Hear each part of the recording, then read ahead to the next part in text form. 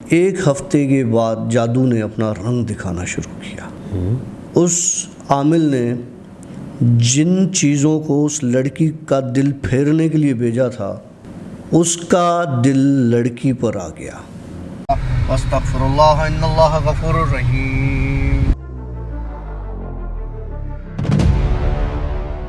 ये जो चीज़ होती है, ये इनके खाने की चीज़ होती है।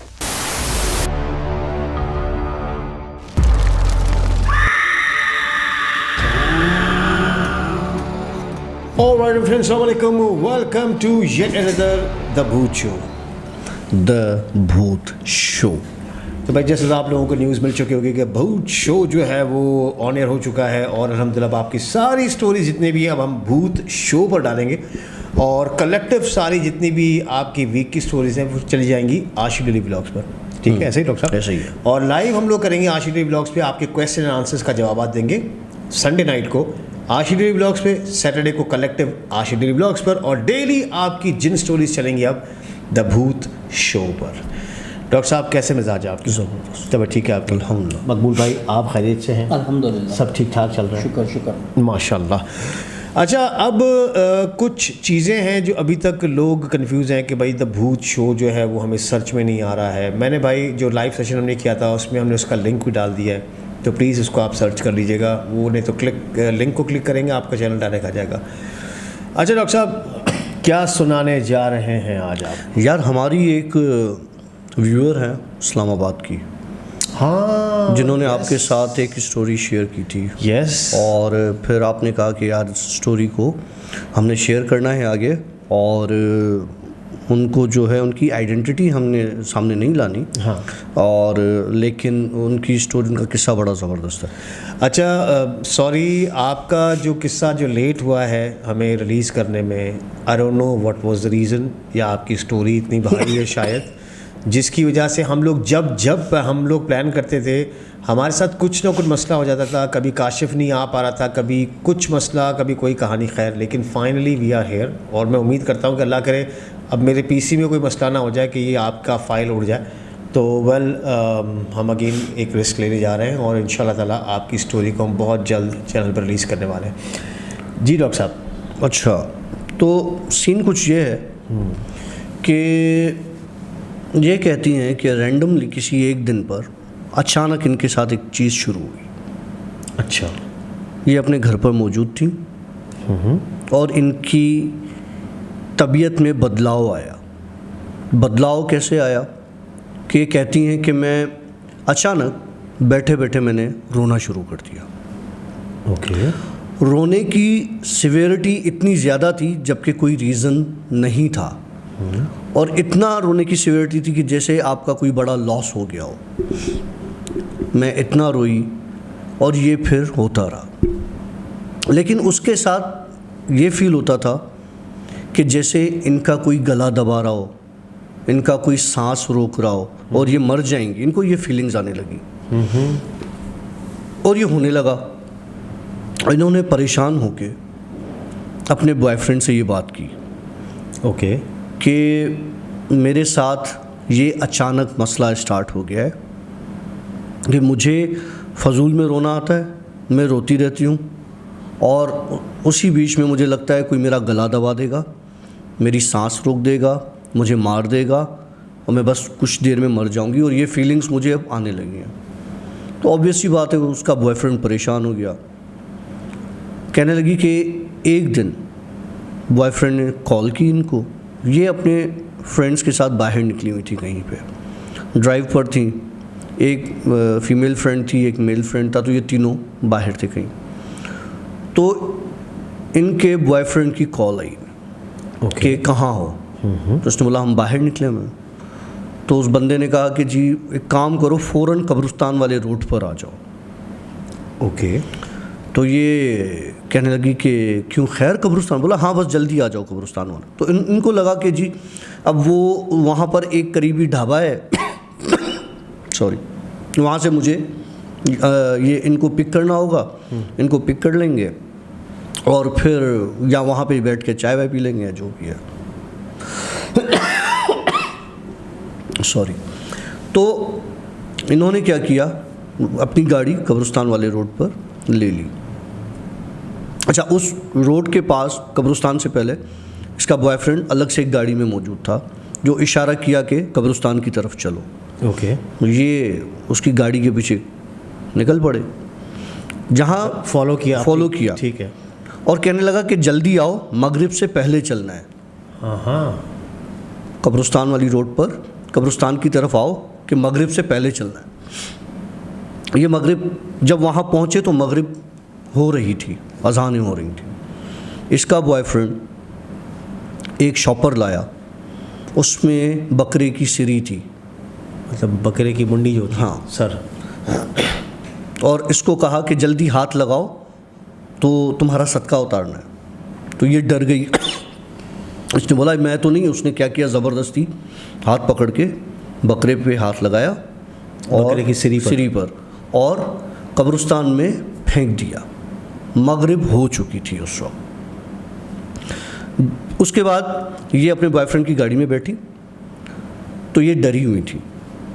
उसने बोला डरने की बात नहीं है, मैंने तुम्हारा सदका उतारा है। तो उसने बोला इस तरह से तो मैंने कभी नहीं देखा कि कोई सदका उतारता हो।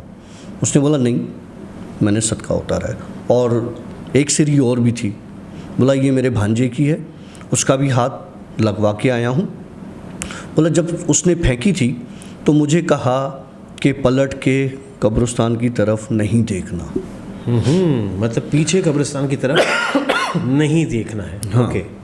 बहरहाल कहने लगी कि मैं बैठी, वहाँ से हम निकले तो थोड़ी देर में मेरे मुंह में बकरे का खून आना शुरू हो गया, जायका। जैसे मेरे मुंह में स्मेल आई बकरे की और बकरे का खून मेरे मुंह में जमा होना। तो ये परेशान हो गई बहुत कि ये क्या हो रहा है मेरे साथ। इसने उसको बताया। उसने बोला कुछ नहीं है, मैंने तुम्हारा सदका उतारा है और कोई ऐसी बात नहीं है। बहरहाल ये वहाँ से चले गए। अब आके इसने घर पर अपनी माँ को बताया परेशानी के हाल में। हाँ, कि ये हुआ है। तो माँ भी परेशान हो गई कि मतलब ऐसा सदका तो हमने नहीं देखा कि मगरिब के से पहले देना है, हाथ लगा के और कब्रिस्तान में फेंकना है, और वो भी बकरे की सिरी इस तरह। हाँ, अल्लाह रहम करे। तो बहरहाल ये हो गया। अब कहने लगी कि मेरी तबीयत ख़राब होने लगी। अच्छा। मैं बीमार पड़ने लगी, मैं रोने लगी, मुझे ऐसा लगता था कोई मार देगा, मैं हाइपर हो जाती थी बात बात पर। बोला इतना कि मेरा बॉयफ्रेंड के साथ झगड़े स्टार्ट हो गया। बोला यहाँ तक वो झगड़ा पहुँचा था कि मैंने उसको एक बार पुश तक किया, धक्के दिए और हाथ भी उठाया उस पर, कि मैं इतनी हाइपर हो जाती थी। घर पे मज़ीद तबीयत ख़राब होने लग गई। माँ ने देखा कि ये अब तो बहुत ज़्यादा इसके अंदर इतनी सारी चीज़ें होने लग गई हैं, तो उन्होंने फिर किसी आमिल से या किसी पढ़ाई वाले से कंसल्ट किया और इस पे पढ़ाई वढ़ाई करवाई। तो और इसकी माँ ने भी जो है वो पढ़ाई की। और उसके बाद फिर इसकी तबीयत संभल गई। लेकिन मेरे ख़्याल से अपने बॉयफ्रेंड के साथ इसका वो जो था सिलसिला वो ख़त्म हो गया। ये कहती है कि मुझे याद पड़ती है कि जब तक मेरी तबीयत इससे गुज़र रही थी, मेरा दिल करता था कि मैं मार दूं खुद को। और वो जिस तरह से सुसाइडल थॉट्स, अल्लाह अकबर, तौबा, रोना, ख़ुद को मारना, चीखना चिल्लाना। तो आशी ये चीज़ें जो होती है ना, ये जो स्टोरी इन्होंने मुझे अपनी बताई, ये तो अल्लाह उनको सेहत दे और जो है वो उनको अपने हिफ्ज़ व अमान में रखे, अभी बेहतर हैं। तो ये इस तरह की चीज़ें बग़ैर किसी इजाज़त के नहीं करनी चाहिए। अच्छा, ग़ालिबन उन्होंने एक पॉइंट मुझे भी याद आ रहा है। उन्होंने बताया था कि जब ये किस्सा वो कब्रिस्तान से कर आए थे और मेरी तबीयत और ख़राब होना शुरू हुई, तो मैंने अपने जो बॉयफ्रेंड की बहन है उनके साथ भी किस्सा शेयर किया था। तो उन्होंने भी बोला कि हाँ करके बात टाल दी और बोला कि मैं तुम्हें फिर कॉल करती हूँ। और उसके बाद उनकी कॉल भी शायद नहीं आई। तो मतलब वो भी शायद उसके भांजे का, मतलब वो जो भांजे का सदका था वो भी झूठ था कि उसके भांजे ने, देखें हम किसी पे ब्लेम नहीं कर रहे, हमें नहीं पता, लेकिन जो बातों से लिंक होती है बातें, तो ये लगता है कि हो सकता है कि वो दूसरी जो सिरी थी, हो सकता है कि भांजे ने हाथ नहीं लगाया हुआ हो, उस लड़के का खुद का अपना हाथ लगा हुआ हो, या किसी और चीज़ में उसको फेंका गया हो, जिस तरह ब्लैक मैजिक के तौर पे होता है। लेकिन क्या समझते हो डॉक्टर साहब कि ये कभी आपने ऐसा कुछ किस्सा देखा, सुना? नहीं, मैंने कभी नहीं देखा, कभी भी नहीं। मैंने अपनी लाइफ में आज तक ऐसी कोई चीज़, ऐसा सदका नहीं देखा, सुना हमने, ना देखा ना सुना। भाई देखे ना, एक तो चीज़ है कि चलो सदका हमारे पास होता है, आपने किसी जानवर का सदका दिया, वो आपने गरीबों को खिला दिया, चील कौवों को खिला दिया, लेकिन मुंडी के ऊपर, सर पर, मतलब उसके बकरे के सर पर मरे हुए बकरे की सिर्फ सिरी हाथ में हो, उसके ऊपर हाथ लगवा के और कब्रिस्तान में, मगरिब से पहले, वो भी मगरिब के वक्त या मगरिब से पहले, थोड़ा सा डॉजी है किस्सा। अच्छा, फिर बहरहाल फिर वो ठीक हो गई, अभी माशाल्लाह वो बेहतर है। ये अच्छी बात है कि ये अल्लाह के कुरान में जो है ज़िक्र में बड़ी ताकत है, और उन कुरानी आयात के बाद जो है वो आपकी तबीयत बेहतर हुई है, माशाल्लाह ज़बरदस्त। अल्लाह आपको ज़िंदगी दे, सेहत दे। एक और किस्सा सुनाता हूँ जो इसी स्टोरी से रिलेट करता है। मैं ये नहीं कह रहा कि ये ब्लैक मैजिक था या इस तरह की कोई चीज़ थी, आई एम नॉट कन्फर्म, क्योंकि इस तरह का सदका मैंने कभी नहीं सुना। डेफिनेटली कुछ ना कुछ फिशी है उसमें। अच्छा, मैं जो किस्सा सुना रहा हूँ एक लड़के का है। उस एक लड़के को एक लड़की बड़ी पसंद थी। वो जो आमिल बैठे होते हैं ना, मोहब्बत की शादी करवाएंगे, तलाक़ें करवाएंगे, और बंगाली बाबा और फिलानी बाबा और ये और जो भी XYZ जो काला जादू करते हैं, ब्लैक मैजिक करते हैं। ये जब मैं अपनी कॉलेज लाइफ में था, जब हम स्कूल लाइफ में, जब हम लोग कराची में बसों में ट्रैवल किया करते थे, तो इवन एक ऐसा ही कार्ड वो बंदा बांट रहा था, मेरे को बस में मिला था, बंगाली बाबा का जादू। अबे ये बंगाली बाबा मरा नहीं है क्या अभी तक? इतना पुराना है, चलता आ रहा है। पता नहीं खैर है भी या पता नहीं, हर कोई नाम अपना रख देता। हाँ, हो सकता है, हो सकता है। तो वो कुछ दिन में हो जाए काशिफ बंगाली बाबा। चल। अच्छा, तो हुआ क्या कि उसने जो है ना, उस लड़की को उसमें कोई इंटरेस्ट नहीं था। ओके। अब जब आपके पास कोई चीज़ होती है तो आपको कदर नहीं होती तो वो चीज़ आपको ज़्यादा अट्रैक्ट करती है, आप उसकी तरफ ज़्यादा भागते हो। तो वो उसकी इंटेंसिटी उस लड़के के मोहब्बत की बढ़ती गई, वो इतनी बढ़ गई कि वो नेगेटिविटी पर आ गई। किसी भी सूरत में मुझे मिल जाए, हासिल करना है। वो इसी तरह के आमिल के पास पहुंच गया। आमिल ने उससे कहा कि जी ठीक है, वो काम हो जाएगा, ये कर दो, और साथ में जो है वो जंगली कबूतर ले आओ। तो इसने कहा कि जंगली कबूतर कहाँ से ले आऊँ? बोला इतने घूम फिर रहे होते हैं मज़ारों पे, ये वो कहीं से पकड़ो, 2-3 वो ले आओ। बोला उससे क्या होगा? बोला तुम ले तो आओ।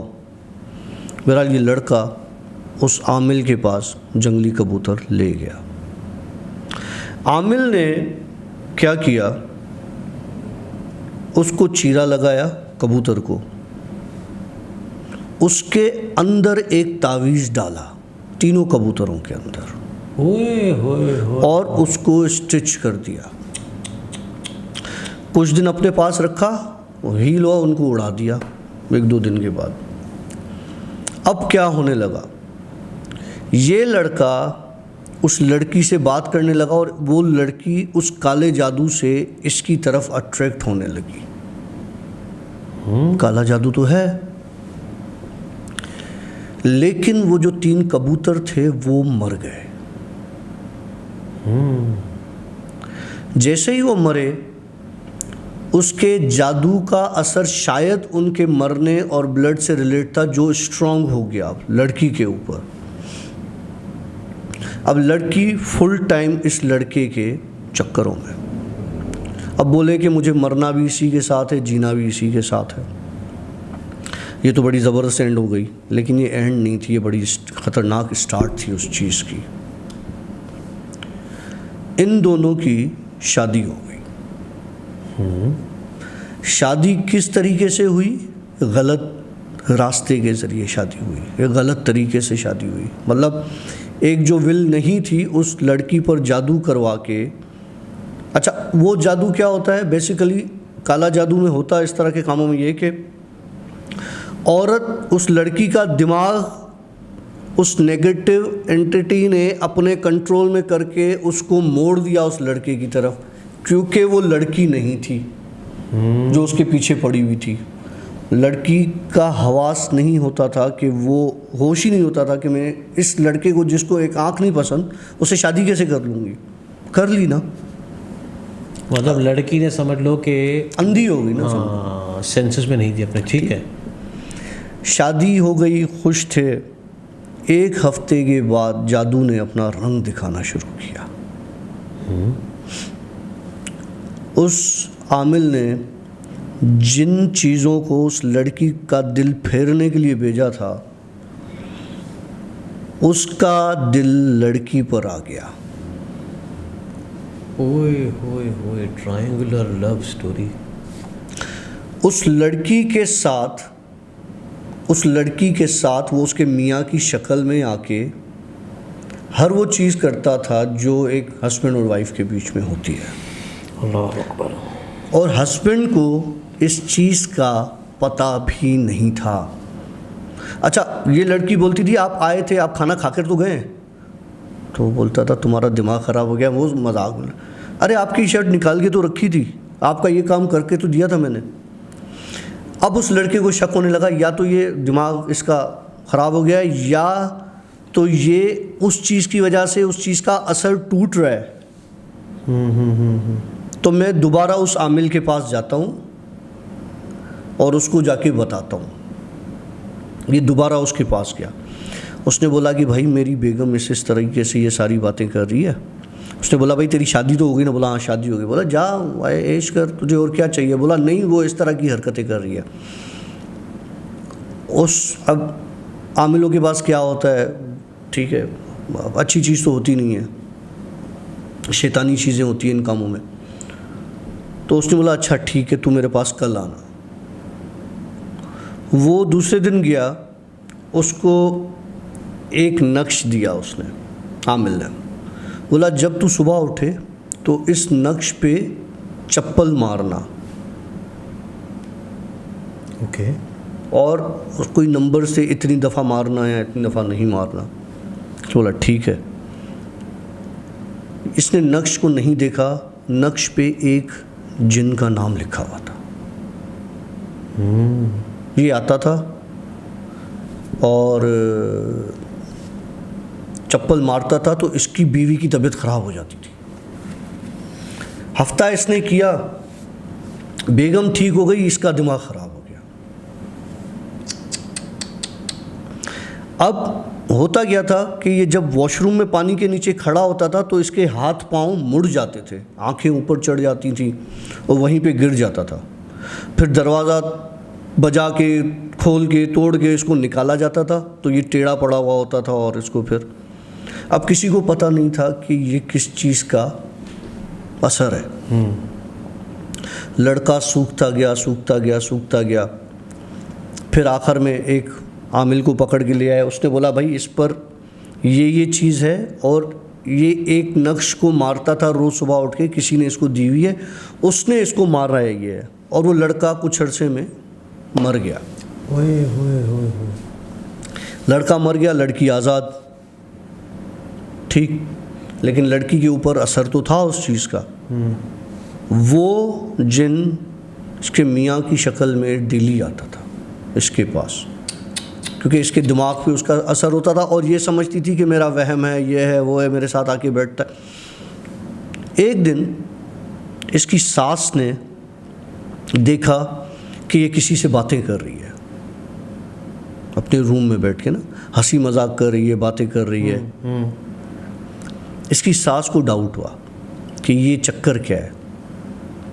इसने फिर उसी को, जो इसके बेटे के लिए जो आमिल आया था, उसी को बुला के ये सारी चीज़ें बताई और फिर एक दिन डिसाइड करके उसको दिखा दिया कि ये इस तरह से हो रहा है। उसने बोला ये तुम्हारे बेटे ने ये काम किया है, ये किया है, ये उसका नतीजा है। ओए होए होए। बोला अब दो चीज़ें हो सकती हैं, या तो ये लड़की मर जाएगी, ठीक है, या तो ये इस घर से चली जाए अपने घर पे और इसकी शादी करवा दी जाए। तो ये मामलात ख़त्म हो जाएंगे। इन्होंने क्या किया, बात की अपने उस लड़की के वालिदैन से कि जी ये सिलसिला है सारा, ये चीज़ें हुई हैं। उन्होंने बहुत गुस्सा किया, लड़ाइयाँ हुई, बहरहाल अपनी बेटी ले आए।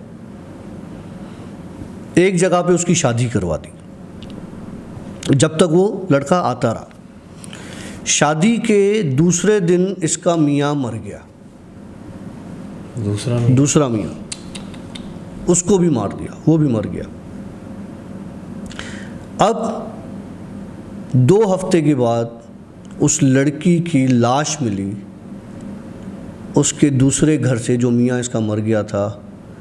और लाश में क्या हुआ था, पहला मियाँ दूसरा मियाँ, दूसरा मियाँ, ठीक है। लड़की मरी हुई मिली, और मरी कैसे हुई मिली, पूरी जली हुई। कैसे आग लगी, कहाँ आग लगी, कमरे में और कोई आग का निशान नहीं था, कहीं किसी चीज़ के जलने का निशान नहीं था, लेकिन लड़की पूरी तरीके से जली हुई मरी।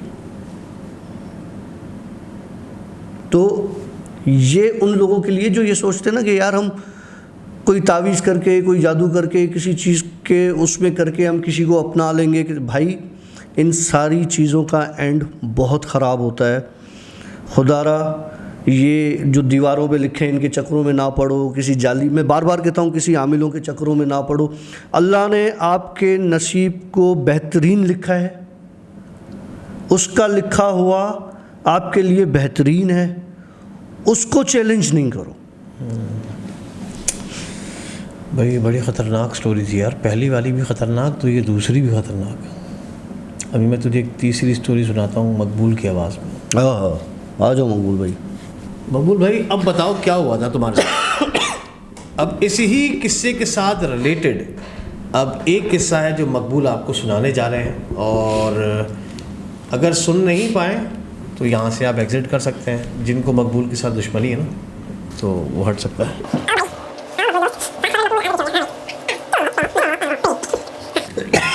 ये स्टोरी जो है ये भी उससे ही लिंक रखती है।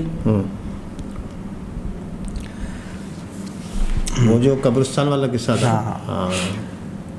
मैंने जो पहले एपिसोड में आपको मैंने बताया था, मेरा पहला एपिसोड जो, तो उसमें जो मैं आपको सारा मेंशन की थी स्टोरी मेरी कज़न की, कि उसकी डेथ हुई थी रूम में और ये हुआ था। तो हम उसको जब कब्रिस्तान लेके गए थे दफनाने, तो सब उधर ही लगे हुए थे उसको दफनाने में। मैं थोड़ा सा अलग से बैठा हुआ, मुझे बहुत दुख हो रहा था क्योंकि वो हमारे हाथों में बड़ी हुई थी, तो इस वजह से मुझे बहुत ही दुख हो रहा था।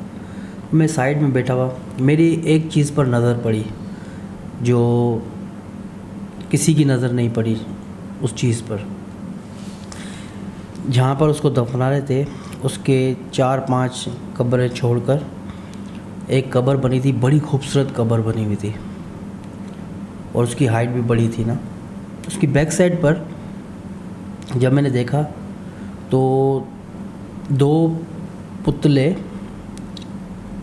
डॉल जो होती हैं वो आपस में जुड़ी हुई, और तेज़ी से किसी ने उन्हों को कस के बांधा हुआ, और उन्हों पे सुइयाँ लगी हुई, और लाल सिंदूर जिसको कहते हैं वो उन्हों पर लगा हुआ बिल्कुल, और वो साइड पर पड़े हुए कब्र के बैक साइड पर।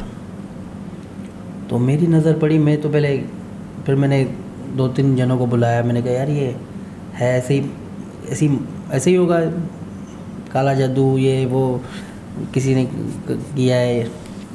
तो सबने कहा यार इसको हाथ नहीं लगाना, दूर हट जाओ, छोड़ दो, इसकी तरफ देखो ही नहीं, आप इस तरफ आ जाओ। फिर मैंने कहा कि यार देखूं तो सही, कहते कि यार इसको हाथ लगाने से ये हो जाता है।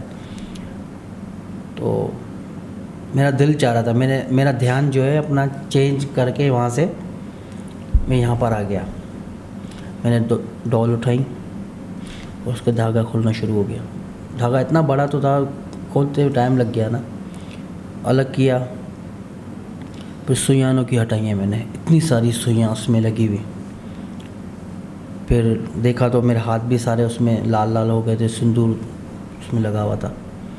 फिर एक डोल मैंने अलग फेंकी, एक डोल अलग फेंक दी। तो सब बिल्कुल नॉर्मल था, मैं कुछ भी नहीं था, बिल्कुल सेट है वो। सब ने कहा यार तुमने गलत किया है, ऐसे तुम्हें हाथ लगाना ही नहीं चाहिए था और तुमने बहुत गलत किया है। मैंने कहा यार ऐसे ही होगा, चलो मान लिया कि किसी ने काला जादू किया किसी के ऊपर भी, तो मैंने तो अलग कर दिया ना को, सुइयाँ भी निकाल दी, धागा भी मैंने तोड़ दिया ना का, अलग कर दिया, मैंने तो नेकी का काम किया है। बोला नहीं अब जो है तुम्हारे साथ बहुत बुरा होगा। मैंने कहा यार जो होगा देख लेंगे। मैं तो बैठ गया उधर, ऐसे ही सब घर चले गए। 1 हफ्ता, 2 हफ्ता,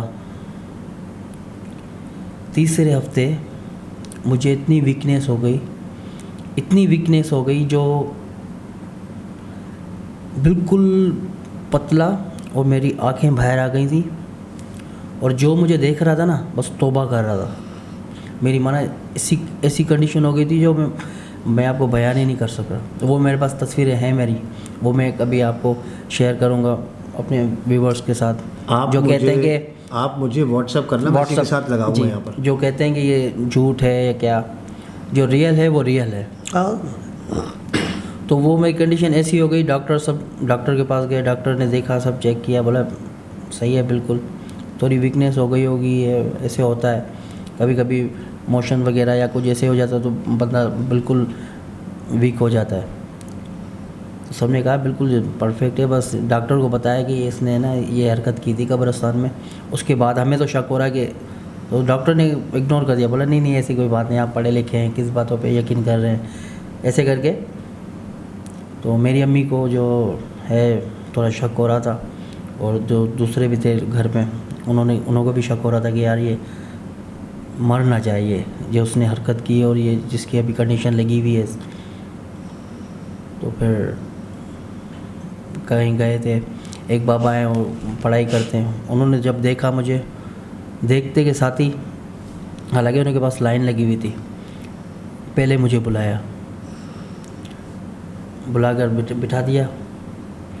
फिर वो जो दूसरे आए हुए थे उनको चेक करते रहे। तो मैं बैठा हुआ ऐसे बिल्कुल ऐसे गर्दन नीचे करके, मुझे बोल रहे थे कि मैं तुझे देखता हूँ अभी, तू बैठ।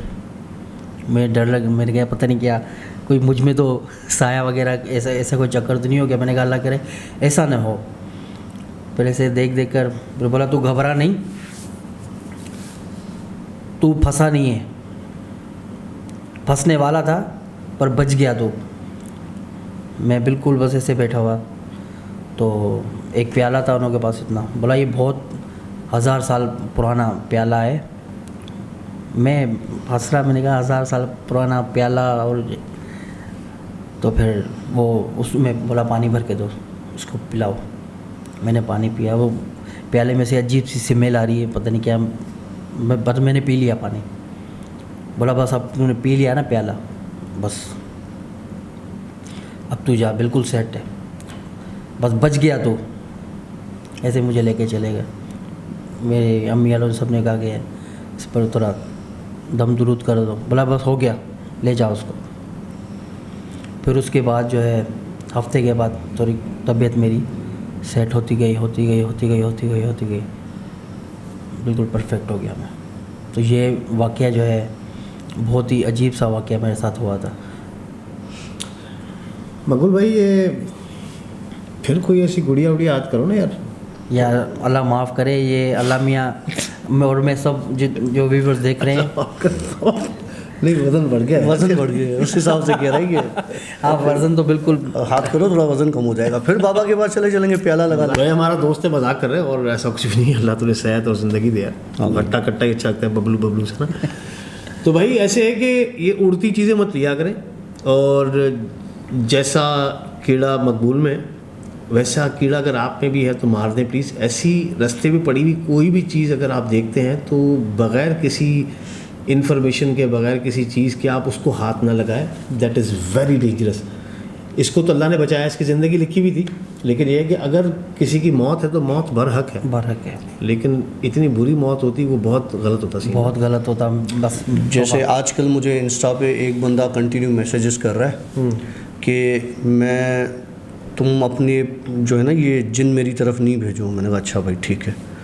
फिर जनाब ने मैसेज किया कि तुम जो हो वो अगर आप भेजे तो मैं तुम्हारे सारे जिन मार दूंगा। मैंने कहा अच्छा भाई, मैं उसको कोई रिप्लाई नहीं कर रहा। फिर आया कि अब तुम्हारे जिन आए, मैंने तुम्हारे सारे जिन मार दिए, सिर्फ 3-4 छोड़ दिए। मैंने कहा अच्छा भाई। अब मुझे मैसेज आया, वो इसलिए याद आया कि अभी थोड़ी देर पहले मैसेज आया था मुझे उसका दोबारा कि देख, अच्छा हाँ, उसके बाद आया देखो अगर सुलह करने चाहते हो तुम्हारे जिन तो उनको बोलो मेरे पास आए, लेकिन इंसान की शक्ल में आए। मैंने कहा तूने मेरे इतने जिन मार लिए, अब सुलह के लिए तो इंसान की शक्ल में बुला रहा है।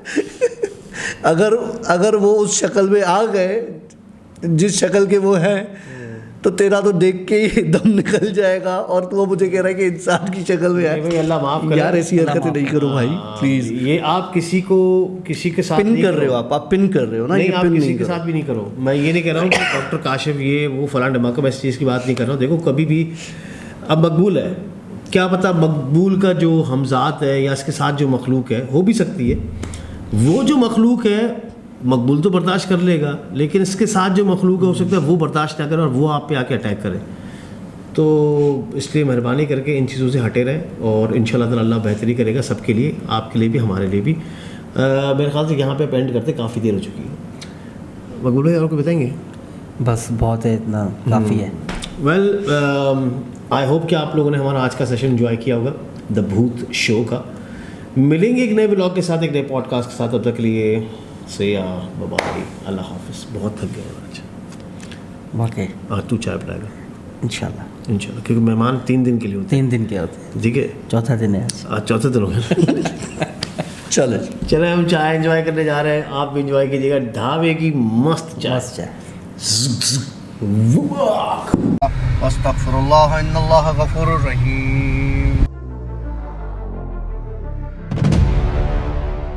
ये जो चीज़ होती है ये इनके खाने की चीज़ होती है।